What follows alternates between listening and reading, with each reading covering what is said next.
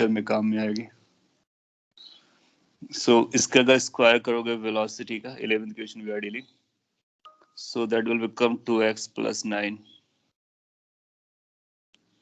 और फिर आप चाहो तो इसको रिलेट कर सकते हैं कांस्टेंट एक्सेलरेशन जैसा कुछ दिखेगा तो आप वहां से भी रिलेट कर सकते हो। और अदरवाइज अगर आपको बेसिक तरीके से जाना है तो आप इसको डिफरेंशिएट कर दो, तो आप बोलोगे differentiating it with respect to time और विद रिस्पेक्ट टू एक्स के रिस्पेक्ट में डिफरेंशिएट कर दो, तो ये बनेगा 2v dv/dx। v स्क्वायर का डिफरेंशिएशन 2v और फिर v का dv/dx, ये बन जाएगा 2। तो यहाँ से अपने को v dv/dx पता चल जाएगा। v dv/dx की वैल्यू कितनी आ जा रही है 1, और हम लोग जानते हैं v dv/dx क्या होता है, एक्सेलरेशन होता है। तो एक्सेलरेशन की वैल्यू हमारे पास 1 आ जाएगी। That's done. और आप चाहो तो अदरवाइज भी सॉल्व कर सकते हो। तो v आपको पता है dv/dx, यहाँ से निकालो, फिर दोनों को मल्टीप्लाई करो, वहां से भी आपको आंसर आएगा। सो इस तरह से आप 11th क्वेश्चन कंप्लीट कर सकते हो। क्वेश्चन नंबर 12 पर आते हैं।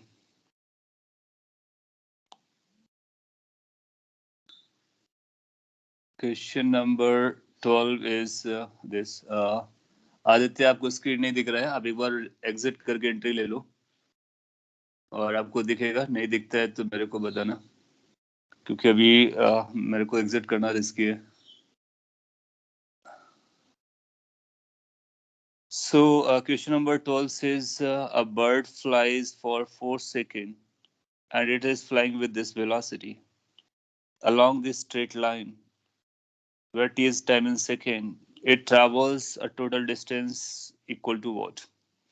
तो आपको पता करना है कि टोटल डिस्टेंस कितना है, ट्रैवल करता है। सो आप एक स्ट्रेट लाइन को ड्रॉ करोगे। You will proceed like this by drawing a straight line. This is straight line, और एक बर्ड इस पे फ्लाई कर रही है, ठीक है, और 4 सेकेंड तक चलता है। तो t इक्वल टू 0 पे कहाँ पर होगा, तो वहां से स्टार्ट करते हैं। सो लेट्स से कि t इक्वल टू 0 पर यहाँ पे गई था, ये t 0 है।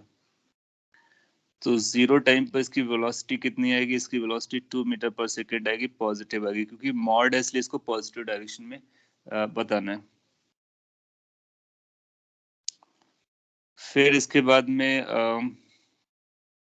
टाइम बढ़ेगा। एक टाइम आएगा t इक्वल टू 2 सेकेंड। तो जब t इक्वल टू 2 सेकेंड आएगा तो उस समय इसकी वेलोसिटी 0 हो जाएगी, रेस्ट पर आएगा मोमेंटेरली। रेस्ट मतलब वेलोसिटी 0। फिर टाइम को आप बढ़ाएंगे, टाइम को 4 सेकेंड तक ले जाना है। सो जब 4 सेकेंड पर ले जाएंगे तो इसकी वेलोसिटी 2 हो जाएगी। तो इनिशियली इसकी वेलोसिटी 2 थी और फाइनली भी इसकी वेलोसिटी 2 हो जा रही है। This is how it's moving. That means इसकी वेलोसिटी कम होते होते 0 हुई, फिर बढ़ते बढ़ते 2 हो गई। सिंस ये मॉड है इसलिए अपने को मॉड को रिस्पेक्ट करना, तो वेलोसिटी पॉजिटिव डायरेक्शन में ही रहेगी। अब अपने को डिस्टेंस निकालना है। आप चाहो तो ये डिस्टेंस कैलकुलेट कर लो, और वही के बराबर ये आएगी दोनों का एडअप करने का, या फिर दोनों को सेपरेटली कैलकुलेट करने का, उसके बाद एडअप करने का। आप जानते हो कि ये जो ड्यूरेशन है, इस ड्यूरेशन में टी बड़ा रहा होगा 2 से, टी छोटा रहा होगा 2 से। तो जब टी छोटा होता है 2 से, दैट मीन्स अंदर वाला टर्म नेगेटिव होता है, तो उसको नेगेटिवली लेते हैं। मतलब यहाँ की जो वेलोसिटी को अपने को लिखना होगा वो ऐसा लिखना होगा 2 माइनस टी, और इस जोन की जो वेलोसिटी को लिखना होगा वो t-2 लिखना होगा। ये आपको पता होना चाहिए, अगर नहीं है तो मैं आपको और डिटेल में बता सकता हूँ। ये मॉड ओपन करने के तरीके हैं। यस। सो अभी आपको वेलोसिटी इस ड्यूरेशन की अलग से पता चल गई, इस ड्यूरेशन के अलग से पता चल गई। इसके करस्पॉन्डिंग कितना a आएगा वो आप पता कर सकते हो। तो a की वैल्यू -1 हो जाएगी dv/dt लगाने से। इसके करस्पॉन्डिंग कितना आएगा, इसके लिए a की वैल्यू 1 हो जाएगी। दैट मीन्स ये रिटार्ड हुआ होगा, जो कि हमको पहले से दिख रहा था, और ये एक्सेलरेट हुआ होगा। दोनों का मैग्नीट्यूड सेम रहेंगे। लेट्स इसका नाम a दे देते हैं, इसका नाम b देते हैं, इसका नाम c दे देते हैं, और हम लोग a b जानने में इंटरेस्टेड है। तो a b की जो वैल्यू आएगी, आप ut plus half AD square से लगा सकते हो। तो हम ये फॉर्मूला लगाने वाले हैं ut plus half AD square. Value initially 2 दिया गया है, t कितना लग रहा है, पूरा टाइम 2 है, प्लस, अच्छा ये एक कांस्टेंट था ना, इसलिए हम लोग ये इक्वेशन लगा रहे हैं, अदरवाइज हम लोग इंटीग्रेट डिफरेंशिएट किए होते हैं, क्योंकि हमको पता है ये कांस्टेंट है तो ये लगेगा वैलिड है।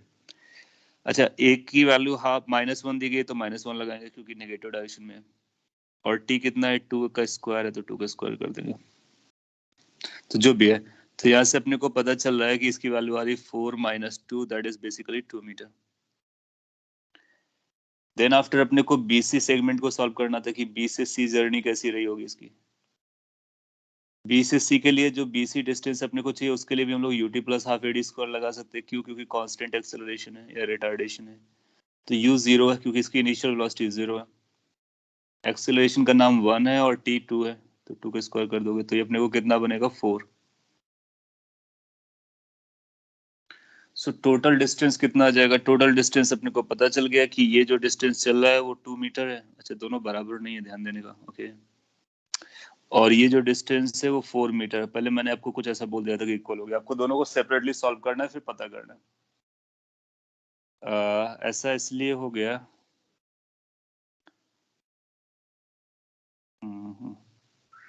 यहाँ पर रिटार्डेशन 1 था, यहाँ पर एक्सेलरेशन 1 था, और ये उस 2 वेलोसिटी से 0 पर आया, ये 0 से 2 गया, फिर भी वो अलग अलग डिस्टेंस चल रहा है। कैलकुलेशन एक बार चेक कर सकते, कुछ गड़बड़ तो नहीं किया। अच्छा, इसकी अगर फाइनल वेलोसिटी निकालना चाहेंगे तो फाइनल वेलोसिटी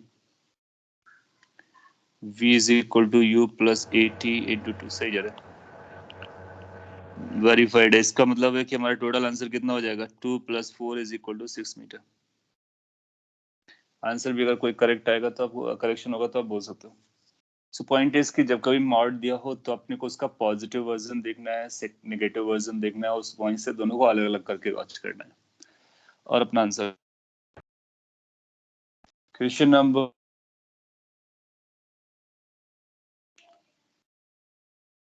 आंसर 1 दिया है क्या? Answer is given 1, answer is given 4।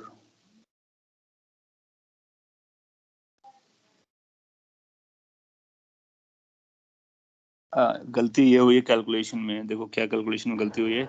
ये हाफ था तो ये 2 आ जाएगा,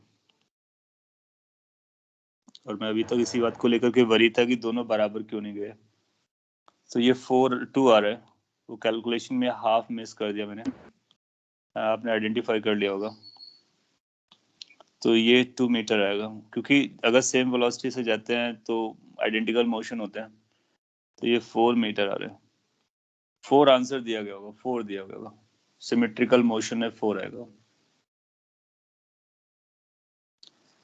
और ये 2, ये कैलकुलेशन आप देखो वहां से अपने को 2 पता चल जाएगा। So I miscalculated. Anyway, concept आपको लर्न है तो लर्न करना है, तो उसके लिए आपने फर्स्ट आप देखा, सेकंड आप देखा, और 2 से अलग अलग क्यों किया, क्योंकि 2 पर ये 0 हो जा रहा था। सॉल्व कर सकते हो। क्वेश्चन नंबर 13 पर आते हैं। It says a particle is projected from horizontal plane on a ground with velocity this at some angle, at highest point its velocity is this, horizontal range will be what. तो आप पाओगे कि ये काफी simple question रहा होगा और most of you ने ट्राई करके सॉल्व किया होगा, सही किया होगा। फिर भी मैं एक बार के लिए लिख देता हूँ। अगर ये हॉरिजॉन्टल सरफेस है और ये थीटा एंगल से माना कि आपने थ्रो किया, तो ये इस तरह से प्रोजेक्टाइल बन करके जाएगा। टॉप मोस्ट पॉइंट पे क्या वेलोसिटी होती है वो आपको पता है कि ये u cos थीटा के बराबर होती है। तो इसने आपको u दे रखा है, u की वैल्यू 8√2 है इनिशियल वेलोसिटी, और आपको u cos थीटा की वैल्यू भी दे रखी है, u cos थीटा 8 है। तो दोनों को अगर आप यूज करोगे तो cos थीटा की वैल्यू मिल जाएगी। cos थीटा की वैल्यू 1/√2 आ रही है। इसका मतलब थीटा की वैल्यू 45 डिग्री आ रही है। इसका मतलब ये मैक्सिमम रेंज वाली स्टोरी है। यस, सो मैक्सिमम रेंज या फिर रेंज निकालना होगा तो रेंज के लिए आप क्या लिखते हो, u square sine 2 theta divide by g. U square का मतलब हुआ 8√2 का स्क्वायर करने का, और साइन 2 थीटा मतलब 90 होगा। साइन 90 की वैल्यू 1 होती है, जी की वैल्यू आपको 10 लेने के लिए बोला होगा, नहीं तो आप ले सकते हो। तो ये आपका आंसर आ जाएगा 128 divide by 10, that's going to be 12.8 metre. इसी को फीड करना था। Question number 14, v square versus x graph आपको दिया जा रहा है और एक्सेलरेशन ऑफ द पार्टिकल पूछा गया। ये वही क्वेश्चन है जो अभी किया है। इसको देखो, ये v square versus x straight line है, तो ये भी वही क्वेश्चन है, बट ये ग्राफ के फॉर्म में दिया गया है जो नेक्स्ट वाला क्वेश्चन है। इसकी स्लोप पॉजिटिव है तो उसका भी स्लोप पॉजिटिव ही था। फिर भी आप क्या बोल सकते हो, आपने एक स्टेटमेंट लिख रखा है कि जब v square versus x graph होता है तो उसका एरिया, उसका स्लोप क्या देता है आपको, तो स्लोप आपको देता है 2 टाइम्स एक्सेलरेशन, क्योंकि आपने देखा था डीवी बाई डी एक्स करने से अपने को, या d v square by d x, slope आएगा d upon d x of v square, जिसको आप लिखोगे 2v d v by d x, और d v by d x acceleration होता है तो 2 टाइम्स एक्सेलरेशन होता है, ये आपने नोट्स में भी लिख रखा है। तो इसका स्लोप के लिए tan थीटा निकालो और ये डिस्टेंस पता चल जाएगी और ये बेस पता चल जाएगा, राइट एंगल ट्राइंगल है। सो tan थीटा की वैल्यू आपको पता चले 1 डिवाइड बाई 1, दैट मीन्स 1। ये भी 1 है और ये 2 है। ओके, नंबर्स पढ़ना आपके लिए थोड़ा सा शायद मुश्किल रहा होगा, तो मैं बता देता हूँ, ये 2 था और ये 1 था, ये 2 था, तो ये 2 डिवाइड बाई 1 आएगा, दैट मीन्स 2 आएगा। दोनों को इक्वेट करा दूं, as you make this two equates तो आपको मिलेगा ट्वाइस ए की वैल्यू 2 आ रही है, तो ए कितना रहना चाहिए, ए की वैल्यू 1 रहना चाहिए। प्रॉपर यूनिट में पूछा गया तो आप बता सकते हो 1 आ जाएगा। नेक्स्ट में क्वेश्चन नंबर 15। क्वेश्चन नंबर 15 से इसकी पार्टिकल इस तरह से चलता है, एवरेज वेलोसिटी निकालिए। ये भी एक अच्छा क्वेश्चन बन गया क्योंकि उसने एवरेज वेलोसिटी पूछा है। अगर आपने डायरेक्टली कुछ डी वी निकाला पहले, तो पहले तो आपने वी निकालने का, जो कि सभी ने किया होगा, और D x by d T बोला होगा, बिल्कुल किया होगा। डिफरेंशिएशन किया होगा तो ये 4t - 5 बन गया होगा। अगर आप इसी पे टी की वैल्यू 3 करोगे तो वो इंस्टेंटेनियस वैल्यू निकलेगी। अपने को एवरेज चाहिए, और एवरेज निकालने के लिए आप क्या बोलोगे कि एवरेज का फॉर्मूला क्या होता है। मैंने आपको बताया होगा, नहीं बताया है तो अभी आपको याद रखना है, वंस एंड फॉर ऑल, और जरूर बताया होगा। और या फिर आप वैसे बोलो 3 सेकंड में कितना डिस्प्लेसमेंट हुआ डिवाइड बाई टाइम कर लो, वो भी चलता है। दूसरा तरीका एवरेज निकालने का ये रहता है, V average can be written as instantaneous value का इंटीग्रेशन डिवाइड बाई dt का इंटीग्रेशन, 0 से 3, 0 से 3।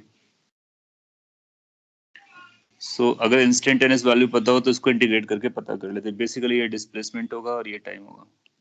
इसमें आपको गलती करने के चांस हो सकते हैं, तो अब आइदर वे से सॉल्व करो चलेगा। पहले वेलोसिटी निकालो फिर एवरेज निकालो, या फिर पहले डिस्प्लेसमेंट निकालो टाइम से डिवाइड करो, वो ज़्यादा इजी रहेगा।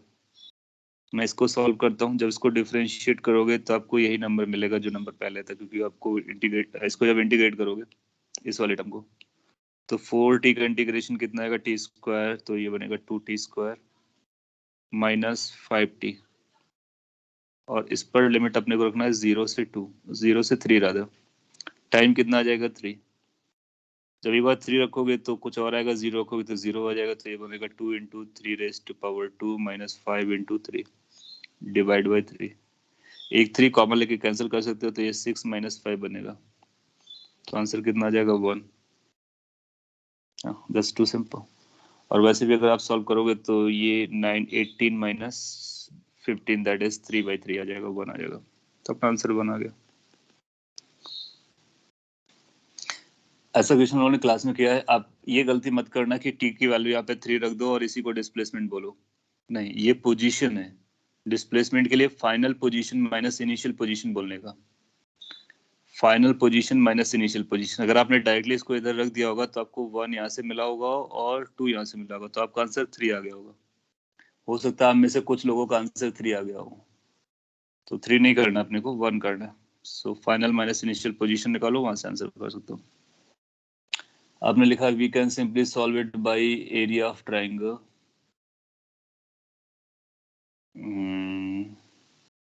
एरिया ऑफ ट्राइंगल, आप क्वेश्चन नंबर 14 की बात कर रहे होगे क्या? नहीं, तो ट्राइंगल के लिए अपने को ट्राइंगल का एरिया पता करना पड़ेगा, ये क्या देता है। हम यहाँ पे स्लोप के बारे में जानते हैं, इसलिए हमने स्लोप लगाया है। इस वाले क्वेश्चन की अगर आप बात कर रहे हो तो इस वाले क्वेश्चन के लिए हमको average velocity total displacement upon total time होता है, या फिर ये फॉर्मूला होता है। आपने कहा what will be wrong if we find displacement using provided equation and divided by 10 3, it will work, but find displacement, that means final position minus initial position। Question number 14 में हमको एरिया नहीं चाहिए, area अपने लिए किसी काम का नहीं है। एरिया आप निकालोगे तो एरिया आपको क्या बताएगा, एरिया लिखा जाता है integration v square d x, और ये वी स्क्वायर डी एक्स आपको कोई अच्छी क्वांटिटी नहीं देगा, जो क्वांटिटी हम जानते हैं, तो इसलिए हम स्लोप को यूज करेंगे। सो अपने को देखना होता है कि जिसको हम यूज कर रहे हैं क्या उस क्वांटिटी उससे कोई क्वांटिटी लिंक्ड है या नहीं। क्वेश्चन नंबर 16 पर आते हैं। ये भी एक अच्छा क्वेश्चन था। उसने बोला कि एक प्रोजेक्टाइल को आपने यहाँ से थ्रो किया है और ये मैक्सिमम कुछ तक जाता है। आपने कुछ क्वेश्चन डाउट पूछा, पहले उसको मैं क्लियर कर देता हूँ। Sujit, you are writing, can we put t equal to 0, 1, 2, 3 in V and then average total displacement upon total time? No, अगर आप V में आप t को वो 0 रख रहे हो, 1 रख रहे हो, 2 रख रहे हो, 3 रख रहे हो तो काम नहीं करेगा। क्यों? क्योंकि हमारा टाइम केवल 0, 1, 2, 3 नहीं होता है। 0, 1 के बीच में बहुत सारा होता है। 0.1 भी होता है, 0.001 भी होता है। तो उन सबको हम नहीं लिख सकते, इसलिए हम लोग क्या करते हैं, इंटीग्रेट करते हैं। तो जो आपने लॉजिक बोला है उसी लॉजिक का ब्रॉडर वर्जन ये है कि हम इंटीग्रेट कर रहे हैं और फिर इंटीग्रेट करके डिवाइड कर रहे हैं। सो एवरेज के लिए आप इस फॉर्मूले को याद रखो या फिर अपना डिस्प्लेसमेंट अपॉन टाइम याद रखो। ये सिंपलेस्ट है, डिस्प्लेसमेंट निकालो, टाइम निकालो। मैंने इस तरह से आपको डिलिबरेटली इसलिए बताया क्योंकि ये भी अच्छा तरीका होता है, जहां पर हमको दिक्कत आएगी तो इसको यूज कर सकते हैं। डिस्प्लेसमेंट निकालने के लिए final position, that means t equal to 3 पे वैल्यू, इनिशियल पोजीशन, तो अपने को पता चल जाएगा। दोनों को सब्ट्रैक्ट करो, डिस्प्लेसमेंट डिवाइड बाय टाइम, अगली लाइन में answer. Question number 16, let me carry it forward. ये बोलता है कि stone is projected from horizontal plane, maximum height h attend करता है, फिर इसके बाद स्ट्राइक करता है स्टेशनरी स्मूथ वॉल पे and falls back on the vertically below the max height. तो आपने कुछ ऐसा इसको थ्रो किया और यहाँ पर ये मैक्सिमम हाइट तक गया, फिर इसके बाद रिटर्न कर रहा था तो फिर ये वॉल आ गया। अगर वॉल नहीं रहा होता तो ये ऐसा चला गया होता सिमेट्रिकली, लेकिन वॉल की वजह से क्या हुआ, इसके साथ कुछ प्रॉब्लम्स हुई और इसको रिटर्न करना पड़ा इस तरह के पाथ पे। तो ये जाने वाला पाथ था और ये वापस लौटने वाला पाथ था। इसने बोला कि वो वापस लौट करके कहाँ पर लैंड करता है, जहां पर मैक्सिमम हाइट का पॉइंट है। दैट मीन्स ये जो डिस्टेंस रही होगी ये रेंज के बराबर रही होगी और हाफ ऑफ द रेंज रहेगी बेसिकली। अच्छा, उसने आर वर्ड यहाँ पे यूज कर रखा है, ठीक है, देख लेंगे उसको। फिर बोलता है कि assume that collision is elastic. तो आगे एक चैप्टर आएगा जिसमें हम लोग कोलिजन्स के बारे में पढ़ेंगे, elastic collision and elastic collisions. लेकिन यहाँ पर इलास्टिक कोलिजन का मतलब ये होगा कि जो हॉरिजॉन्टल कंपोनेंट ऑफ वेलोसिटी होगी आफ्टर स्ट्राइक वो रिवर्स कर जाएगी और वर्टिकल कंपोनेंट की वेलोसिटी वही रहेगी। मतलब हमको ये पता करना कि यहाँ पे वेलोसिटी ये जो थी इसके दो कंपोनेंट रहे होंगे, एक वर्टिकली डाउनवर्ड डायरेक्शन में रहा होगा और एक हॉरिजॉन्टली रहा होगा, क्योंकि ये मैक्सिमम हाइट से नीचे आया हुआ है। सो आफ्टर कोलिजन वेलोसिटीज क्या होंगी, जो हॉरिजॉन्टल वेलोसिटी है वो रिवर्स हो जाएगी और डाउन वर्टिकल वेलोसिटी वही रहेगी।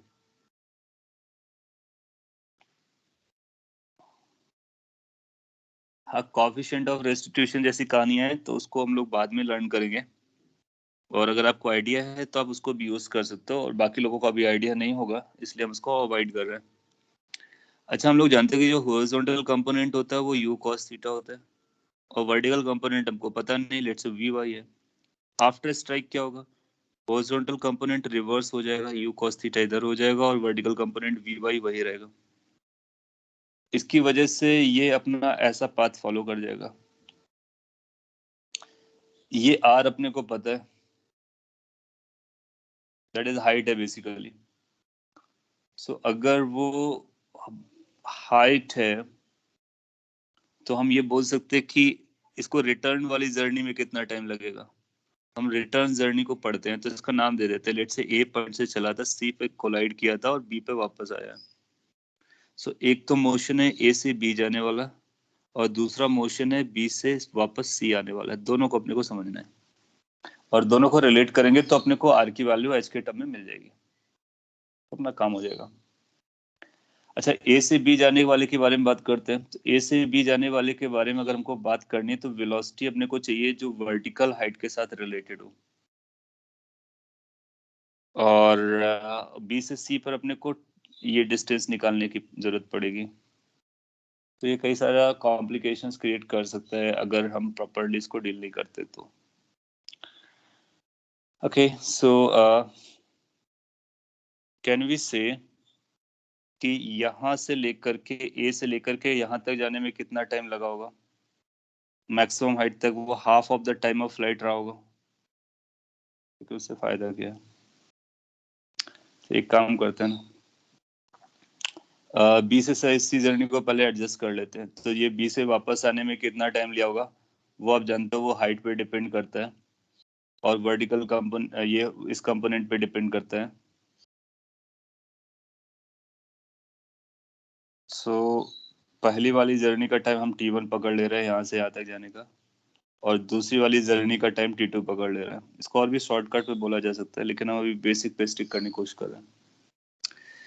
नाउ T2 टाइम के बारे में क्या हम ऐसा बोल सकते हैं कि T2 टाइम में ये वी वाई डिस्टेंस से इतना एच डिस्टेंस नीचे आया होगा और उसी टाइम पर ये डिस्टेंस इधर चला होगा, ये वाला डिस्टेंस। नो, अगर ये वॉल नहीं रहा होता तो आप पाओगे कि अगर ये मिरर होता है ना, तो इसके मिरर इमेज यहाँ पे बन रही होती है। डायरेक्टली कोरिलेट कर देते हैं, अपना काफी टाइम बचाएगा और जल्दी आंसर देगा। तो ये इसका मिरर इमेज होता। अगर ये मिरर इमेज होता तो अगर हम इस डिस्टेंस का नाम x पकड़ रहे हैं तो ये भी डिस्टेंस हमारे लिए क्या रही होती, x रही होती। मोर ओवर, कोलाइड करने के टाइम को हम इग्नोर कर देते हैं, तो जितना टाइम इसको यहाँ से यहाँ तक आने में लगा होगा उतना टाइम इसको यहाँ से यहाँ तक आने में लगेगा। दैट मीन्स कि ये T2 और T1 मिला दिया जाए तो टोटल टाइम हमारा टाइम ऑफ फ्लाइट के बराबर हो जाएगा। तो T1 प्लस T2 अगर मिला दिया जाए तो टोटल टाइम फ्लाइट बन जाएगा, जो कि 2u साइन थीटा अपॉन जी के बराबर होता है। और भी एक बात बोल सकते हैं कि अगर x और x आपस में मिला दिया जाए तो हाफ ऑफ द रेंज हो जाएगा। Half of the range, range क्या हुआ करता था, u square sine 2 theta divide by g. तो यहाँ से आप x वैल्यू कैलकुलेट कर सकते हैं कि x वैल्यू कितनी कितनी हो जाएगी। तो x plus x is this, तो x की वैल्यू अपने को मिल जा रही है। ये समझ में आया कि ये मिरर इमेज वाला जो कनेक्शन मैंने बनाया है, जिससे इक्वेशन को हम थोड़ा सा सिंप्लीफाइड वर्जन में लिखना चाह रहे हैं। सो ये बन जाएगा हमारे पास u square sine 2 theta divide by 4g। अच्छा, अगर ये अपने को x पता चल गया और हमने को ये हाइट पता करना है, तो हाइट पता करने के लिए क्या हम ऐसा बोल सकते हैं कि ये हाइट वही होगा जो T2 टाइम पे चला गया डिस्टेंस है, और या फिर x डिस्टेंस कवर करने में जितना टाइम लगा हुआ है। तो x डिस्टेंस कवर करने में जो टाइम लगेगा, अब इस मोशन को हम सिंप्लीफाइड वे पे लिख रहे हैं, तो x मोशन जो चलेगा वो u cos theta into T2 लगेगा। तो T2 की वैल्यू अपने को यहाँ से पता चल जाएगी, this is going to be x divide by u cos theta. अगर ये हमारा T2 रहा होगा तो T2 डिस्टेंस में ये वर्टिकली कितना चलेगा, क्या हम बता सकते हैं? बिल्कुल बता सकते हैं। तो लेट से वो वर्टिकल डिस्टेंस या जो y है, एक इक्वेशन हमारे पास होती है ut plus half A D square वाली, उसको लगा देते हैं। अच्छा, ये हाइट आप यहाँ से मेजर करो या फिर यहाँ से मेजर करो, बात तो बराबर ही होती है। सो इसको हम लोग ऐसा भी लिख सकते हैं, u sine theta into T2 minus half g T2 square.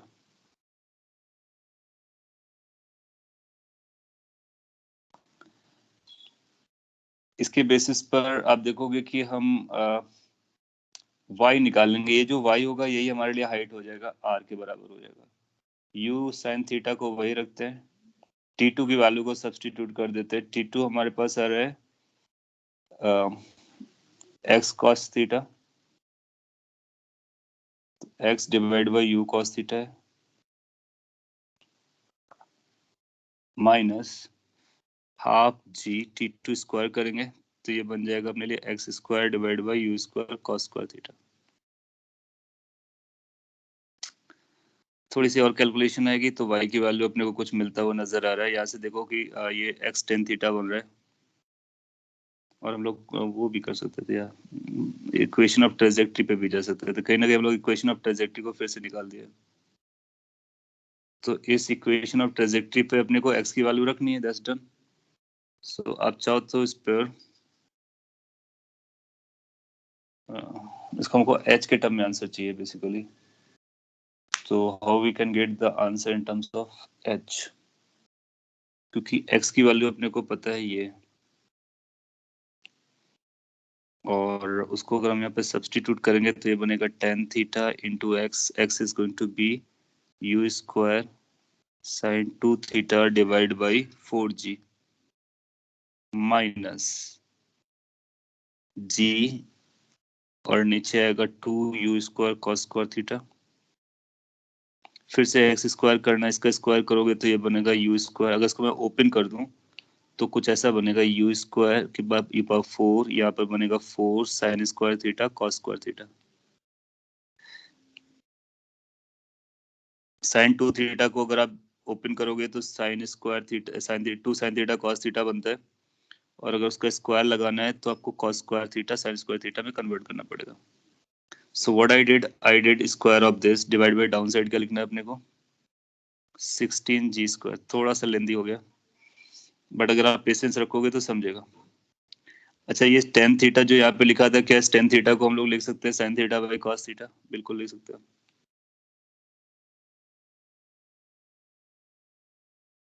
क्या ये जो साइन 2 थीटा लिखा था इसको हम लोग लिख सकते हैं 2 sign theta cos theta? Purpose क्या है, सिंप्लीफाई करना। आप देखो कॉस थीटा कैंसिल हो गया, more over cos square theta cancel हो गया। सो y की जो वैल्यू अपने को निकल के आ रही है वो आ रही है 2 टाइम्स, अच्छा 2 से 2 भी एक कैंसिल कर सकते हैं यहाँ से, तो ये आ रहा है you square sign square theta divide by 2g। पहला टर्म। सेकेंड टर्म क्या आएगा, जब आप सेकेंड टर्म को ध्यान से देखोगे तो एक यू स्क्वायर भी कैंसिल हो गया था, और ये 4 से 4 बचेगा, और 4 इंटू 2 मिलकर के 8 हो जाएगा। तो ये आएगा you square sign square theta divided by 8g। अब ध्यान से अगर ऑब्जर्व करोगे ना तो एक जी भी कैंसिल हुआ था, तो एक जी सर्वाइव कर रहा है। y की जो वैल्यू आ रही है ये h के बराबर है, और आप ध्यान से देखोगे तो ये 1/4 इंटू एच है। So y is turning as 3/4 into h, और ये बोलते हैं कि ये जो हाइट आनी चाहिए that height is going to be nh/4। So n must be equal to how much, 3। थोड़ा सा लेंदी साइड पे गया, बट एक बार मैं फिर से एक्सप्लेन कर देता हूँ, अगर आप फोकस कर रहे हो तो आपको समझ में जरूर आ जाएगा। अपने को ये पता करना था वॉल पर कितने हाइट पे हिट करेगा, और ये कोलिजन की कुछ प्रॉपर्टीज लगानी थी। वेलोसिटी रिवर्स हो जा रही है, हमने एज्यूम किया ये t1 टाइम है, ये t2 टाइम है। मिरर इमेज से आप देखोगे ये भी t2 टाइम लेगा, तो ये टोटल डिस्टेंस रेंज के बराबर होगी, और सिंस ये मिड पे हिट कर रहा है तो ये बचा हुआ हाफ ऑफ द रेंज होगा। तो हमने x प्लस एक्स को बोला रेंज का हाफ, तो यहाँ से x की वैल्यू पता चल गई। t1 प्लस t2 को बोला टोटल t, हालांकि इसका हमने यूज नहीं किया बाद में, बट स्टिल लिखा। फिर हम जानते हैं कि अगर ये डिस्टेंस कवर करनी होती है तो हॉरिजॉन्टल वेलोसिटी कांस्टेंट रहती है u cos थीटा।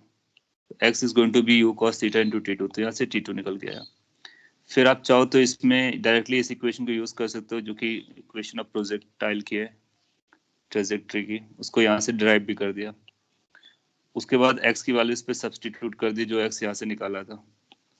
फिर उसके बाद उसको सिंप्लीफाई करते चले गए और आपको ये आंसर मिल गया।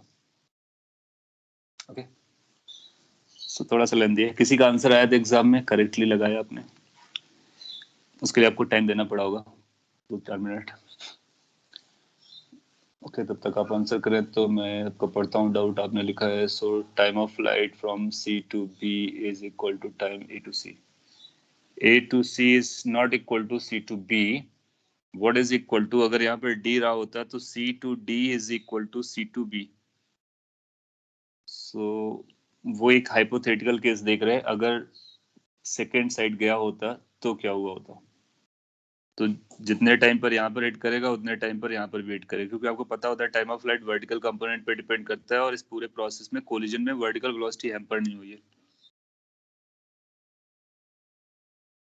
हाँ, how t1 plus t2 is t, that's what I am telling you, कि जो टाइम ऑफ फ्लाइट होता है ना वो केवल वर्टिकल वेलोसिटी पे डिपेंड करता है। अगर वर्टिकल वेलोसिटी हमारी चेंज नहीं होगी तो टाइम ऑफ फ्लाइट चेंज नहीं होगा, और जब कोलिजन हुआ है तो vertical component of velocity was unaffected.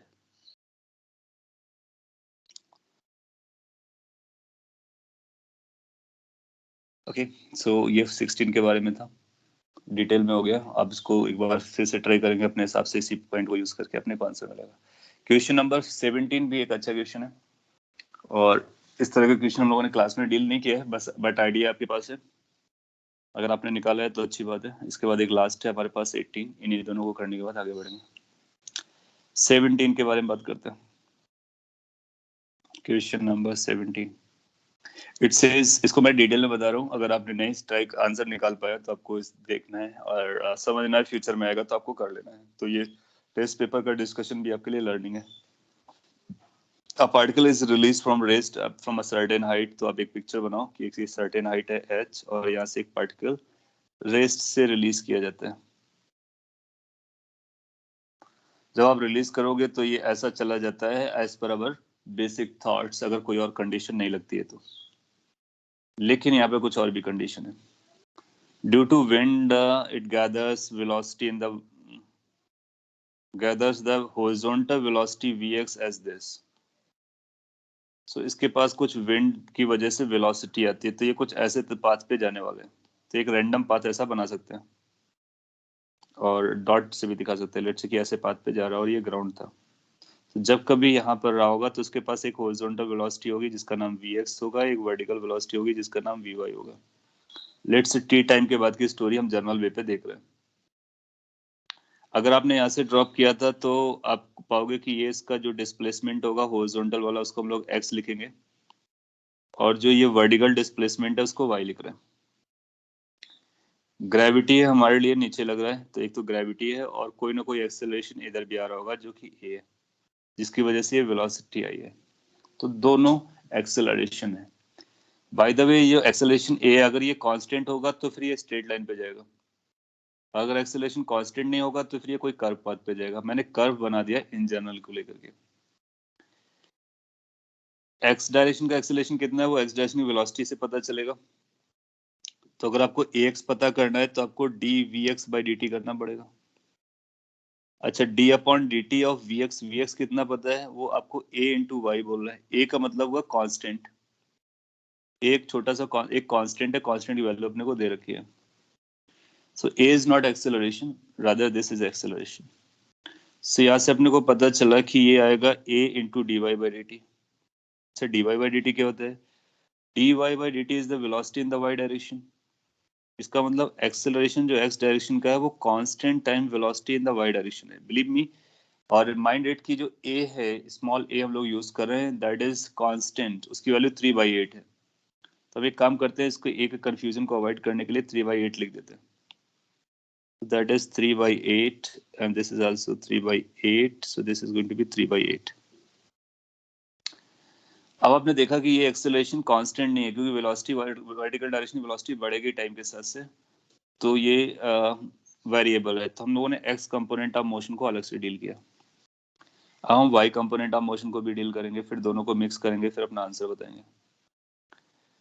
Answer क्या पूछा है? स्पीड जिससे ग्राउंड को स्ट्राइक करेगा, तो ग्राउंड पे आने वाली स्पीड चाहिए। तो हमको यहाँ पे आने वाली ये v कितना है ये पता चल जाए, ये v कितना है, दोनों वेलोसिटी पता चल जाएंगे तो टोटल पता कर लेंगे, isn't it?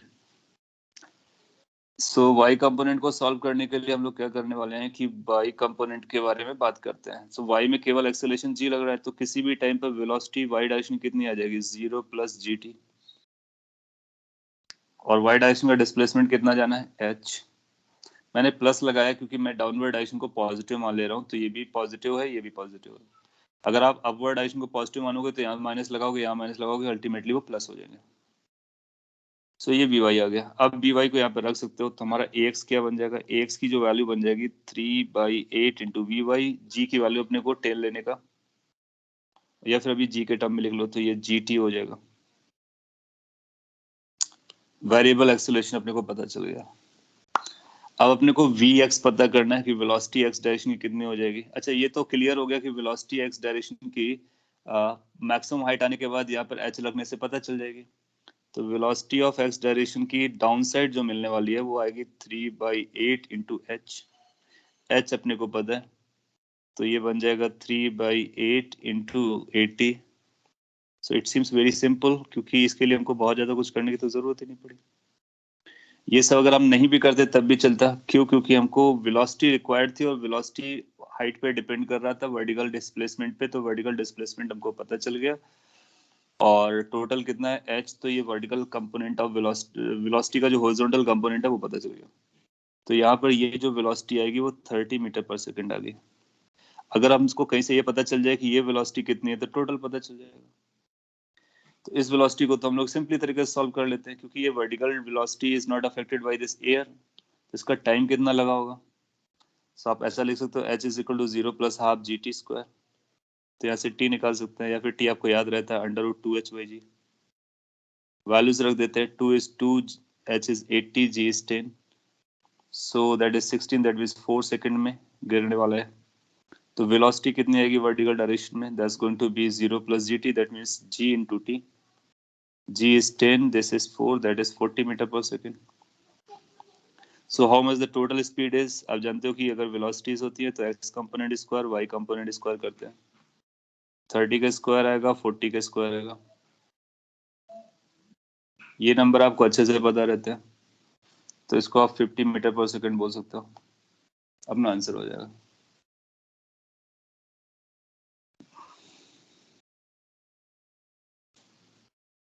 सो 50 मीटर पर सेकंड अपना आंसर आ जाएगा। Answer is given 50 40। ओके, तो फिर आंसर को करेक्ट करना पड़ेगा अपने को। एक बार मैं पढ़ लेता हूँ, क्वेश्चन में एग्जैक्टली वही पूछा जो हम लोग निकाल रहे हैं। तो रेस से रिलीज किया, यस। हाइट ये दी गई, यस। विंड गैदर वेलोसिटी ये भी हमने पता कर रखा है, यस। सही यूज किया है 3/8। और वाई डिस्प्लेसमेंट है from the point of release, हमने वाइस को वही यूज किया है। Then the speed in meter per second with which the particle strikes the ground is, तो ग्राउंड को स्ट्राइक करने की स्पीड मतलब दोनों की वैल्यू चाहिए, तो अपने को 50 आंसर देने का। सो अगर आपने 50 लगाया है तो आपको करेक्ट दिया जाएगा। तो क्वेश्चन नंबर 17 के आंसर को मैं करेक्ट कर देता हूँ, और इसका करेक्ट आंसर 50 हो जाएगा। और अच्छी बात यह है कि आप में से कई लोगों ने 50 निकाला भी है। गुड। तो इसके सोल्यूशन में से आप चाहो तो इतना पोर्शन ओमिट कर सकते हो, इसकी अभी कोई जरूरत नहीं थी डायरेक्ट, और इसको भी डायरेक्टली यहाँ से स्टार्ट कर सकते थे। और अगर हमको एक्सेलेरेशन पूछता तब इसकी जरूरत थी, हम एक्सेलेरेशन भी निकाल सकते हैं। तो अगर आपसे ऐसा पूछता है कि जब ग्राउंड को हिट करता है तो टोटल एक्सेलेरेशन कितना रहा होगा, तो हम g और ax को दोनों को यूज करते हैं। टोटल वेलोसिटी पूछा गया है तो vx और vy को यूज करेंगे। So question number 17 has a correction and answer comes out to be 50 metre पर सेकेंड। लास्ट क्वेश्चन है 18th। As I told you last class में, इसको हम दोनों तरह से करेंगे, एक तो ग्राउंड से देखने पर और एक मैन से देखने पर या फिर पार्टिकल से देखने पर। तो रिलेटिव वेलोसिटी के कॉन्सेप्ट या मोशन के कॉन्सेप्ट आपको और भी समझ में आएंगे। यहाँ पर कुछ वैल्यूज हैं और वो शायद विजिबल कम है, तो उसके लिए यहाँ पे लिख दिया था मैंने 9 मीटर अवे, दैट मीन्स ये वैल्यू 9 मीटर है। ये मैन है, और ये 15 दी गई है, और ये 37 है। ये सारा कुछ मेंशन्ड है। सो इसने बोला है कि a ball is hit by a batsman at this values, the man is standing at this, what should be the minimum velocity of this man so that it can catch before it strike the ground? तो cricket में आपने देखा कि यहाँ से कोई batsman अगर ball को हिट करता है और कोई प्लेयर यहाँ पर होता है, उसको पता है कि बॉल यहाँ पे गिरने वाली है, तो वो क्या करता है, दौड़ता है। और वो ये सब कल कैलकुलेट करता है कि हमको किस वेलोसिटी से चलना चाहिए सो दैट कि हमारे हाथ पे बॉल आ जाए। और आपने देखा होगा कि अगर ज्यादा दूर बॉल फॉल कर रहा होगा तो बहुत फास्ट चलेगा, और अगर पास में गिर रहा होगा तो बहुत स्लोली चलेगा। सो ये सब इनहेरेंटली मैनेज करता है प्लेयर। और आइडिया क्या है कि जब आपने यहाँ से हिट किया तब उसको पता चला कि उसका ट्रैक ऐसे कुछ जा रहा है, उसी टाइम पर ये दौड़ना स्टार्ट करेगा। तो विद रिस्पेक्ट टू ग्राउंड हमारी इक्वेशंस क्या बनेंगी? With respect to ground, that means आप अर्थ से देख रहे हो, ग्राउंड से देख रहे हो, और अर्थ हमारा रेस्ट पर है। तो आपको इसका पाथ ये नजर आएगा, इस बंदे का पाथ ये नजर आएगा। तो बंदा स्ट्रेट लाइन पे चलेगा, प्रोजेक्टाइल पे चलेगा। कैन वी से कि जितने टाइम पे बॉल यहाँ से यहाँ तक हिट करेगी उतने टाइम पर ये यहाँ से यहाँ तक जाना चाहिए, सेम टाइम पर सेम लोकेशन पे कैच कर सकता है। अच्छा, इसका जो टाइम ऑफ फ्लाइट होगा वो तो अपने को पता रहता है, 2u sin थीटा अपॉन जी। इसको मतलब बॉल को कितना टाइम लगने का हिट करने के बाद, इतना लगने का। मैन को यही टाइम मिलेगा वहां तक पहुंचने के लिए, 9 मीटर कवर करने के लिए। तो उसके अगर मैन की वेलोसिटी वी एम है, एम फॉर मैन, और ये कांस्टेंट वेलोसिटी से चलता है ऐसा हम लोग मान करके चलेंगे. So whatever the velocity it acquires the constant one. तो velocity into time must be equal to the distance which is to be covered, that is 9 metre. अगली लाइन में आपका आंसर है. इसको अगर आप सॉल्व करोगे तो 2u sin थीटा की वैल्यू आपको मिल जाएगी 2 u is 15 sin थीटा मतलब sin 37 3/5 g is 10. This simplifies to a number.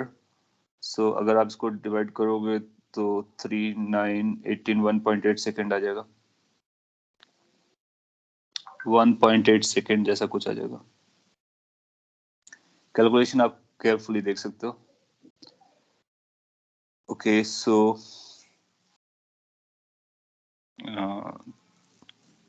इसके बाद अपने को इसकी वैल्यू रखनी है. तो velocity of man should be how much 9 divide by t which is 1.8 basically 90 divide by 18 5 seconds sorry 5 metre पर सेकेंड क्योंकि वेलोसिटी है. तो 5 मीटर पर सेकेंड की वेलोसिटी से अगर वो रन करता है तो कैच कर लेगा. सभी ने निकाल लिया होगा. तो ये विद रिस्पेक्ट टू ग्राउंड हमारा आंसर आता है. यहीं पर हमारे पास अपॉर्चुनिटी है कि हम ये भी सीख सकते हैं कि क्या इसको हम प्लेयर के फ्रेम ऑफ रेफरेंस से कर सकते हैं या फिर बॉल के फ्रेम ऑफ रेफरेंस से कर सकते हैं. तो अपने को जो अर्थ से अटैचमेंट है वो छोड़ना है और किसी भी फ्रेम से विजुलाइज करना सीखना है. ये आपके लिए बहुत आसान रहा होगा. आगे वाली चीजें भी आपके लिए बहुत आसान रहेंगी. सपोज कर लीजिए कि हम इसको मैन के रिस्पेक्ट में बात करते हैं विद रिस्पेक्ट टू मैन. क्या तब भी हमारा वही आंसर आएगा. और ये एक एप्लीकेशन है रिलेटिव वेलोसिटीज का जो रिलेटिव मोशन का जो हम लोग पढ़ रहे हैं. हम लोगों ने एक रूल बनाया है कि अगर हम किसी के रिस्पेक्ट में जाते हैं तो वो हमारे लिए रेस्ट पर रहेगा. मतलब उसके लिए वो चीज रेस्ट पर रहेगी. तो ये जो बंदा है बंदा बोलेगा कि हम तो रेस्ट पर थे. Man is at rest. फिर क्या हुआ उसको बॉल कैसी नजर आएगी. उसके लिए बॉल इसकी खुद की जो वेलोसिटी थी वो उसको रिटर्न करके देना है. हमने माना कि ये इधर वी एम वेलोसिटी से चलेगा. तो जो बॉल थी बॉल के पास दो वेलोसिटीज थी. एक हॉरिजॉन्टल कंपोनेंट था एक वर्टिकल कंपोनेंट था. हम कंपोनेंट्स के टर्म में बात कर रहे हैं. ये u cos थीटा था हॉरिजॉन्टल डायरेक्शन में. तो u cos थीटा था और ये u sin थीटा था. अगर हम पर्सन के रेस्ट पर आते हैं तो हम लोगों ने देखा था कि किसी के अगर रेस्ट पर आते हो तो उसकी वेलोसिटी को सब्ट्रैक्ट करना होता है इसकी वेलोसिटी से. तो इसकी जो वेलोसिटी हमने एज्यूम की है vm इसको रिवर्स डायरेक्शन में देना पड़ेगा आपको. तो इधर एक vm और प्रोवाइड कर दो ये vm. तो मैन को बॉल के पास ये वेलोसिटीज नजर आएंगे. अच्छा इस vm को हम चाहें तो इक्वेट करेंगे तो इधर लिख सकते हैं u cos theta minus vm. फिर इसको इस बंदे को नजर आएगा कि बॉल ऐसा आकर के इसके हाथ पे डायरेक्टली गिरता है आकर के. क्यों. क्योंकि अगर वो कैच कर रहा है इसका मतलब है ball has to reach to the person wherever the person is. तो इसका मतलब इस केस के लिए जो रेंज आएगी वो ये वैल्यू आनी चाहिए. तो ये सिचुएशन मैन के रिस्पेक्ट में हमको बॉल नजर आने वाली है. अब हम इसको सॉल्व करेंगे और चेक करेंगे कि क्या अगर हम ये कंडीशन लगाते हैं तो हमारा आंसर वही आता है. अगर आता है इसका मतलब रिलेटिव मोशन हम मैन के इसका मतलब मोशन को हम मैन के रिस्पेक्ट में देखेंगे. मैन को चलने की जरूरत नहीं पड़ी. इसी को फिर हम बाद में बॉल के रिस्पेक्ट में देखेंगे कि बॉल अगर अपने आप को कोई बॉल से देखेगा तो बॉल मूव नहीं करेगी तो उसके लिए मैन मूव करता हुआ बॉल की तरफ आएगा. अगर मैन को मूव करता हुआ बॉल की तरफ आना है तो फिर वो उसे मिलेगा क्योंकि अल्टीमेटली वो मिलता है कैच करता है. तो क्या कंडीशन आएगी. एक बार इसको कंप्लीट कर लेते हैं. क्या आप समझ सकते हो कि ये u cos थीटा की वैल्यू कितनी आएगी. मैं थोड़ा सा क्विक कैलकुलेशन करूं तो u की वैल्यू 15 है. cos 37 आपको 4/5 मिलेगी.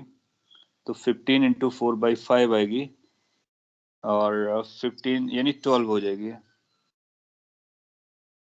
ये 15 इंटू दिस अभी आपने देखा था 9 आ रहा था तो ये 9 हो जाएगा.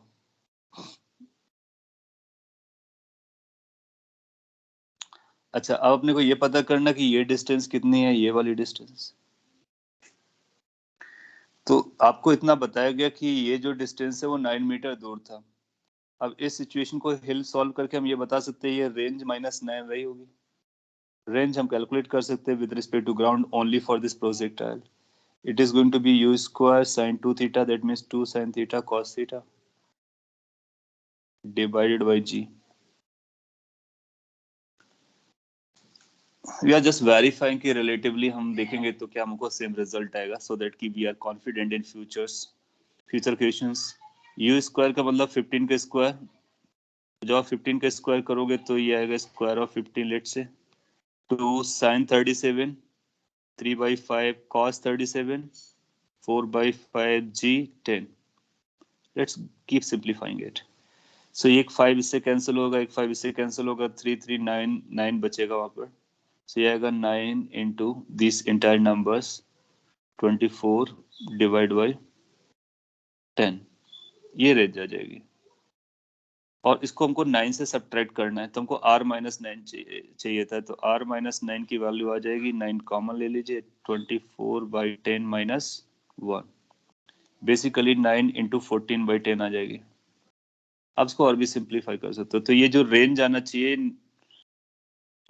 9 जे निकाला, ये वैल्यू आनी चाहिए। अब यहाँ से आप रेंज निकालो और उसको इस वैल्यू से इक्वेट करो, आप देखोगे कि आपको वीएम की वैल्यू पता चल जाएगी। तो हम लोग रेंज कैसे निकालते हैं, आप जानते हो, अगर इसकी रेंज लेट से r डैश है, निकालना हो तो या direction velocity in the horizontal direction divide by g। अच्छा, टू वर्टिकल वेलोसिटी तो अपने को पता है 9 है, हॉरिजॉन्टल अपने को निकालना है, तो लेट्स अभी उसको हॉरिजॉन्टल नाम दे देते हैं, divide by g which is 10। इसकी वैल्यू किससे इक्वेट करानी थी, इस नंबर से। जब इसको इक्वेट कराओगे तो ये बनेगा 9 इंटू 14 डिवाइड बाई 10। आपको पता चलेगा कि हॉरिजॉन्टल कंपोनेंट आपको इफेक्टिवली कितना मिल रहा है। 9 से 9 कैंसिल हुआ, 10 से 10 कैंसिल हुआ, 7 आ रहा है। 14/2 दैट मीन 7 आना चाहिए। तो ये जो कंपोनेंट टोटल आना चाहिए वो 7 आना चाहिए। अच्छा, हमको ये पता है कि हॉरिजॉन्टल कंपोनेंट कितना होगा, u cos theta minus vm, इसकी वैल्यू 7 आनी चाहिए। u cos थीटा कितना है, ये 12 में हम लोग ऑलरेडी सेटल कर चुके हैं, तो vm की वैल्यू कितनी आ जाएगी, 12 minus 7, that is how much, 5 metre पर सेकेंड। सी, यहाँ से भी हम लोगों ने 5 मीटर पर सेकंड निकाला, यहाँ से भी हमने 5 मीटर पर सेकंड निकाला। तो अगर हम पर्सन के प्लेटफॉर्म से देखें, पर्सन के पॉइंट ऑफ व्यू से देखें, तो वो हमारे लिए रेस्ट पे रहेगा और उसकी वेलोसिटी रिवर्स होकर के उस बॉल को मिलेगी। फिर बॉल को ऐसा चलना होगा कि वो पर्सन तक पहुंचे। सिंस उसके पास दो कंपोनेंट होंगे तो ये प्रोजेक्टाइल बन करके यहाँ पे हिट करेगा। आपको लगता होगा कि इसमें थोड़ी सी कैलकुलेशन हमको ज्यादा लगी, ठीक है, इस केस में ये हमारे लिए इजी जा रहा है, बिल्कुल ठीक है, बट कुछ केस ऐसे होते हैं जहां पर हमको रिलेटिव सॉल्व करने से इजी जाता है। तो पॉइंट इज कि हम रिलेटिवली भी सॉल्व करेंगे तो हमारे आंसर्स वही आएंगे, कैलकुलेशन हमारी कम ज्यादा हो सकती है। अब आप चाहो तो इसी इक्वेशन को बॉल के रिस्पेक्ट पे देख सकते हो, तो बॉल अपनी दोनों वेलोसिटी रिवर्स करके मैन को देगी, तो मैन उसको कुछ ऐसा जाता हुआ नजर आएगा और फिर बॉल को हिट करेगा करके। जब हम किसी के रिस्पेक्ट में बात करते हैं तो हम मान के चलते कि बाकी कुछ और नहीं है और एवरीथिंग एल्स इज मूविंग। वो काइंड ऑफ टफ इमेजिनेशन होती है, but yes, answer will be there. तो ये कॉपी कर सकते हो। इसके बाद हम लोग रिलेटिव मोशन के और भी क्वेश्चन पिक कर लेंगे, और अपने पास अगर अभी टाइम है, yes we have 15 minutes approx, तो इसको यूज कर सकते हैं। और आपको कोई कंसर्न क्वेश्चन हो इस पेपर से रिलेटेड तो पहले उसको सेटल कर देते हैं। आपने कुछ लिखा हुआ है कि in relative motion how to know if your intuitive imagination is correct in according to the question। देखो, आपकी इंट्यूशन क्या होती है, आपकी नॉलेज और आपके एक्सपीरियंस पे बेस्ड होती है। तो अभी आपकी इंट्यूशन उतना आपको प्रॉपर आंसर नहीं देगी। आपको क्या करना होगा, आपको कॉन्सेप्ट पे फोकस करना होगा। एक बार आप कॉन्सेप्ट विजुलाइज, कॉन्सेप्ट से आंसर आने लगेंगे तो फिर आप रिलेट करना स्टार्ट करोगे, फिर उससे आपकी जो साइंटिफिक इंट्यूशन है वो डेवलप हो जाएगी, और फिर फ्यूचर में उससे रिलेटेड क्वेश्चन आएगा तो आपकी इंट्यूशन करेक्ट आंसर दे रही होगी। कुछ ऐसी सिचुएशंस हैं जिनको हम इमेजिन नहीं कर सकते या फिर उतना इंट्यूटिवली फील नहीं कर सकते, तो उसके लिए हमारे पास कॉन्सेप्ट्स हैं, इसीलिए हमारे पास मैथ्स है, साइंस है, जिससे हम रिलेट कर सके, बता सके। हाँ, हम रिलेटिव मोशन को भी समराइज करेंगे और उसके पास उसके साथ कुछ क्वेश्चंस भी पिक करेंगे। आपने लिखा है the easiest method will be to calculate time of flight and then this, right. हाँ, इस केस में अर्थ से वर्क करना काफी इजी था, और मैन के फ्रेम में टफ जा रहा है, बॉल के फ्रेम में हो सकता है थोड़ा सा और भी टफ जाए, बट आप किसी भी फ्रेम से करोगे आंसर वही आएगा। 10 importance of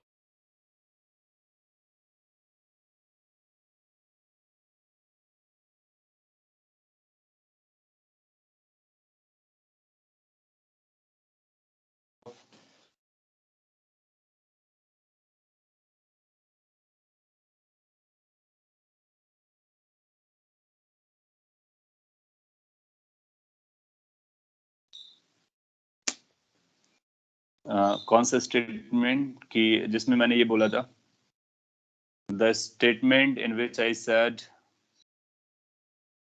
am I not audible? Should be.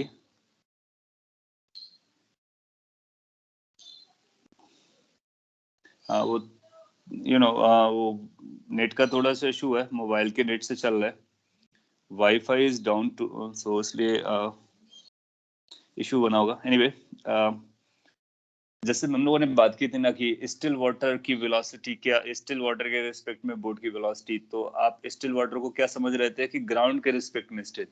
No, अगर कोई चीज ग्राउंड के रिस्पेक्ट में स्टिल है तो वो ग्राउंड जैसा ही है। स्टिल वाटर का मतलब होता है कि अगर हम वाटर के रिस्पेक्ट में हैं तो वाटर हमको स्टिल नजर आएगा।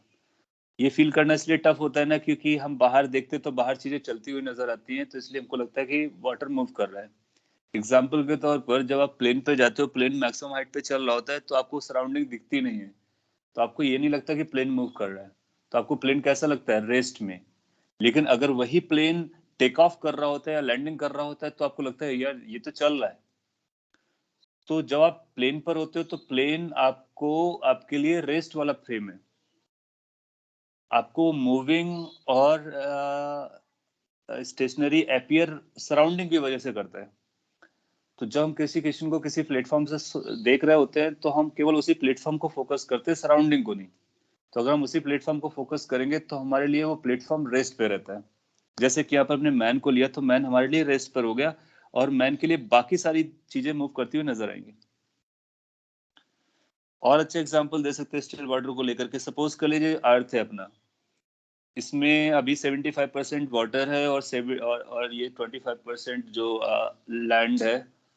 अ, तो अगर आप वाटर पे हो, लेट्स से कि पूरा वाटर का बना हो, या फिर आप सी के डीप सी पे जाओ कहीं पर, ओशन पे, तो आपको वाटर कैसा नजर आएगा? आपको वाटर रेस्ट पे नजर आएगा जैसे अर्थ लगता है। लेकिन मून से देखोगे तो वाटर कैसा आ रहा होगा? मूविंग वाटर आएगा। तो still water means with respect to water, still earth means with respect to earth, still platform means with respect to that platform. Moreover, that platform may be moving with respect to something else, but for us, that platform is at rest. हाँ, मैं screen पे कुछ नहीं लिख रहा हूँ, बस मैं आपको बता रहा हूँ। और आगे कुछ क्वेश्चंस पिक करें या थोड़ा सा और मैं डिटेल में बोलूँ, उससे पहले इसको समराइज कर लेते हैं। इस पेपर में जो अभी तक करेक्शंस हमको समझ में आए, वो क्वेश्चन नंबर 2 को करेक्ट करना है, आंसर उसका। और एक करेक्शन जो है वो अभी आपने आइडेंटिफाई किया कौन से क्वेश्चन में, कुछ 50 वाला था, ये क्वेश्चन नंबर 70। सो क्या क्वेश्चन नंबर 2 और 17 में करेक्शन है आंसर को लेकर के? इसके अलावा बाकी सब प्रॉपर है?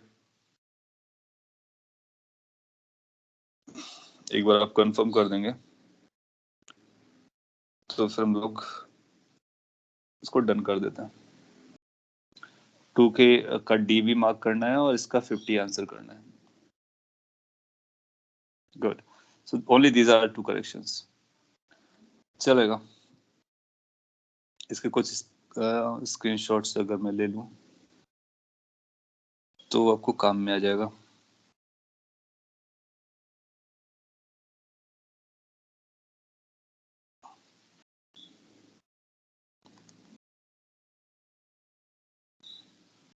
एक ये भी आपके लिए सॉल्व किया है, और बाकी यूजुअल बिजनेस थी, तो मैं इसको हटा देता हूँ। अभी हम लोग रिलेटिव मोशन को थोड़ा सा एक बार रिवाइज कर लेते हैं और नेक्स्ट क्लास में इसको आगे बढ़ा कर खत्म करने की कोशिश करेंगे। Relative motion, all motions are relative. So जो भी हम पढ़ते हैं सब रिलेटिव होता है, बट किसी दूसरे प्लेटफॉर्म से देखने में कैसा दिखता है वो हम समझेंगे। और फाइनल फॉर्मूला एक ऐसा निकला था, अगर आप ए की वेलोसिटी बी के रिस्पेक्ट में जानना चाहते हो तो वेलोसिटी ऑफ ए निकालो, वेलोसिटी ऑफ बी निकालो, फिर ए में से बी को सब्ट्रैक्ट कर दो। हम लोग जानते हैं वेक्टर सब्ट्रैक्शन का मतलब होता है vector addition by reversing the direction. तो आपको क्या करना होता है, जिसके रिस्पेक्ट में आप काम कर रहे हो उसकी वेलोसिटी को पहले रिवर्स करो, और फिर जो जिसके बारे में पढ़ रहे हो उसके साथ उसकी वेलोसिटी को ऐड कर दो। तो ऐड तो करना होता है लेकिन रिवर्स करके ऐड करना होता है, ये पूरा फंडा है। सो ये रिकैप है, बस आप ध्यान से सुन लो, समझ लो। कोई नया पॉइंट नहीं लिखा जा रहा है। और सिमिलर टाइप का रिलेशन वेलोसिटी के साथ जैसा है वैसा एक्सेलरेशन के साथ होता है, पोजीशन के साथ होता है। और इससे हम कई तरह के क्वेश्चन सॉल्व कर लेते हैं। जैसे आपने देखा था, अगर दो प्रोजेक्टाइल एक साथ थ्रो किए जाएं तो हम एक के रिस्पेक्ट में दूसरे को वॉच कर सकते हैं। जैसे एक और बहुत सिंपल एग्जांपल पिक कर लेता हूं मैं। और सपोज कर लीजिए आपसे ऐसा बोलता है कि एक पार्टिकल यहाँ से रिलीज किया गया और उसी टाइम पर एक पार्टिकल यहाँ से थ्रो किया गया। ऐसा क्वेश्चन आपने अब में से कई लोगों ने किया होगा और कहीं ना कहीं बुक में मिलेगा। लेट्स से इसका टोटल हाइट एच दिया गया, इसको आप रिलीज करते हो और इसको थ्रो करते हो यू वेलोसिटी से। लेट्स ये पार्टिकल 1 है, ये पार्टिकल 2 है। आपसे पूछेगा ये कितने टाइम के बाद कोलाइड करेंगे, आपसे ये पूछेगा कि जब कोलाइड करेंगे तो किस हाइट पे कोलाइड करेंगे, और भी बहुत सारे क्वेश्चंस आपसे पूछ सकते हैं। तो देखो क्या है ना, आपके पास अगर आप ग्राउंड से देखोगे तो ग्राउंड से आपको चीजें इजी लग रही हैं, लेकिन ग्राउंड से आपको पार्टिकल 1 को सॉल्व करना पड़ेगा, पार्टिकल 2 को सॉल्व करना पड़ेगा, 2 को सॉल्व करना पड़ेगा अलग अलग, फिर उनके रिजल्ट्स को मिंगल करना पड़ेगा। इससे अच्छा ये है कि हम 2 को क्यों सॉल्व करें, हम क्यों ना एक ही पार्टिकल को सॉल्व करें। तो अगर हम एक पार्टिकल को सॉल्व करना चाहते हैं तो या तो हम फर्स्ट का रेफरेंस ले लेते हैं या तो सेकंड का रेफरेंस ले लेते हैं, फ्रेम ऑफ रेफरेंस। हमको अर्थ से क्या लेना देना। अर्थ अगर हमारा कोई रोल प्ले नहीं कर रहा है इन दोनों के कोलिजन में, हमको केवल इन दोनों को देखना है, तो अर्थ मूव करने देते हैं।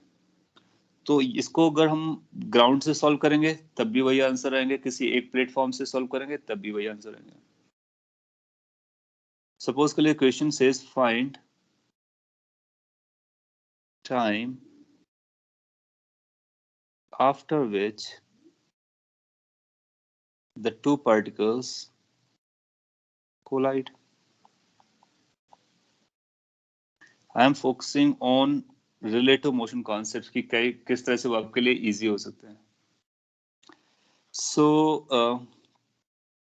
आप क्या कर सकते हो, लेट्स से कि हम with respect to two particle work करते हैं। तो जब हम टू के हिसाब से देखेंगे तो हमको क्या नजर आएगा कि ये जो टू पार्टिकल है, ये जो टू पार्टिकल है ये रेस्ट पर है, बाकी एवरीथिंग एल्स इज मूविंग। इसके लिए अर्थ भी मूव करेगा। जब ये टू पार्टिकल हमारे रेस्ट पर आएगा तो अर्थ नीचे जाता हुआ नजर आएगा, क्योंकि उसके बीच का अर्थ के बीच का गैप बनना है। तो everything else will move, only two will be at rest. A के साथ क्या होगा, वन पार्टिकल को जब आप वॉच करोगे तो उसके बीच का गैप जो होता है वो वही रहेगा इनिशियली, और इसकी जो वेलोसिटी है वो रिवर्स होकर किसको मिलेगी, ये वेलोसिटी को रिवर्स करो और इसको दे दो। इसके पास कोई खुद खुद की कोई वेलोसिटी नहीं थी, लेकिन आपने एक यू वेलोसिटी इसको दे दिया। अच्छा, हम लोग बात कर चुके हैं कि वेलोसिटी तो रिलेटिव मिल गई अपने को, रिलेटिव एक्सीलरेशन की बात कर लेते हैं। एक्सीलरेशन ऑफ टू विथ और acceleration of one with respect to two. जब आप इसकी बात करोगे तो एक्सेलरेशन g माइनस जी आएगा, क्योंकि दोनों के पास सेम एक्सेलरेशन है। तो आप लिखोगे acceleration of a1 minus acceleration of 2, that means acceleration is going to be 0। इसका मतलब है 2 के रिस्पेक्ट में वन ऑब्जेक्ट यूनिफॉर्म वेलोसिटी से चल के आ रही होगी, यूनिफॉर्म वेलोसिटी से चल के आ रही होगी। अगर आप कॉन्सेप्चुअली रिलेट करो तो लाइफ कितनी आसान होगी। पहली बात, हम दो पार्टिकल्स को नहीं देख रहे हैं। दूसरी बात, इनके मोशन को एक्सेलरेटेड नहीं देख रहे हैं। कैसा हो गया, यूनिफॉर्म मोशन हो गया। तो कितना टाइम लगने वाला है, तो हम बोलेंगे टाइम लगने वाला is equal to the distance divide by speed. और स्पीड कितना है, u। तो हमारा आंसर आ गया, time taken is going to be h divided by u। इतने टाइम के बाद एक दूसरे से कोलाइड कर देंगे। सो अगर आप कॉन्सेप्ट के पॉइंट्स आपसे देख रहे हो तो कॉन्सेप्ट के पॉइंट ऑफ व्यू से अगर हम प्लेटफॉर्म चेंज करते हैं तो कई बार चीजें बहुत आसान दिखती हैं और बहुत जल्दी से अपने को आंसर मिलता है। अगर आप इसी क्वेश्चन को ग्राउंड से डील करोगे तो भी आपको आंसर मिलेगा, डेफिनेटली मिलेगा, और सेम आंसर मिलेगा। लेकिन आप देखो कि हम ग्राउंड से हमने को दो एक्सीलरेटेड मोशन को पढ़ना था, यहाँ पर हमने एक यूनिफॉर्म वेलोसिटी वाली मोशन पढ़ ली, काम हो गया। वेलोसिटी पता चल गई और ये पता चल गया कि कितने टाइम के बाद कोलाइड करेगा। फिर इसके बाद हम ये भी बता सकते हैं कि जब कोलाइड करेगा तो क्या चल रहा होगा, वो सारी स्टोरी हम बता सकते हैं। तो ये फायदा होता है रिलेटिव मोशन का। अगर आपने ए का फ्रेम ऑफ रेफरेंस लिया होता तो फिर ये इधर एक ही तरफ आता, और अगेन एक्सेलरेशन 0 हो जाता है तो कांस्टेंट वेलोसिटी से आकर के इसको हिट करता है। ग्राउंड से जब देखोगे तो थोड़ा ये चलेगा, थोड़ा वो चलेगा, दोनों मिलकर के कोलाइड करेंगे। सो ये अलग अलग प्लेटफॉर्म के हमारे अलग अलग ऑब्जर्वेशंस हैं,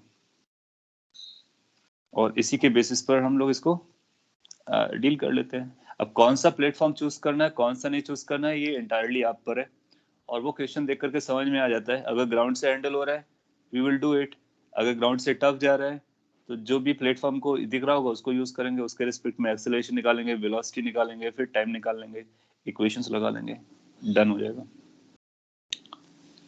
सो ये बेसिक है रिलेटिव मोशन को लेकर के। सेंगेज में आपने बताया कि ऐसा एग्जांपल है, तो एग्जैक्टली अगर है तो आप उससे भी आपको ज्ञान में मिल रहा होगा। हम लोग और भी आगे इस तरह के क्वेश्चंस करेंगे, और इसके पर्टिकुलरली 2-3 टाइप्स हैं जो हमारे लिए काफी इंपॉर्टेंट होते हैं, जैसे कि रिवर क्रॉसिंग वाला केस जो चल रहा था, इसको हम लोग नेक्स्ट क्लास में कंप्लीट करेंगे, प्रैक्टिस भी करेंगे। और फिर ऐसा आएगा रेन फॉल हो रही है, अम्ब्रेला आपको किस डायरेक्शन में लगाना है, तो अम्ब्रेला और रेन वाले क्वेश्चंस आते हैं।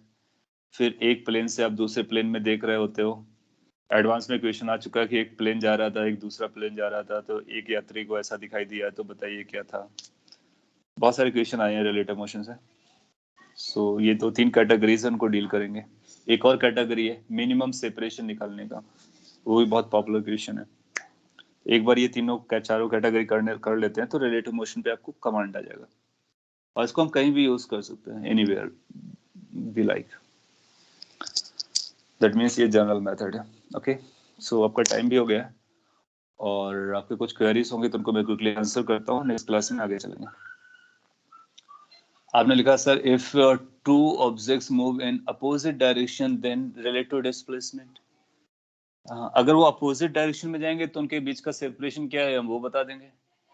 तो देखो क्या होता है ना कि कुछ चीजें होती है जो इस बात पे डिपेंड नहीं करती कि आप कहाँ से देख रहे हो, जैसे टाइम,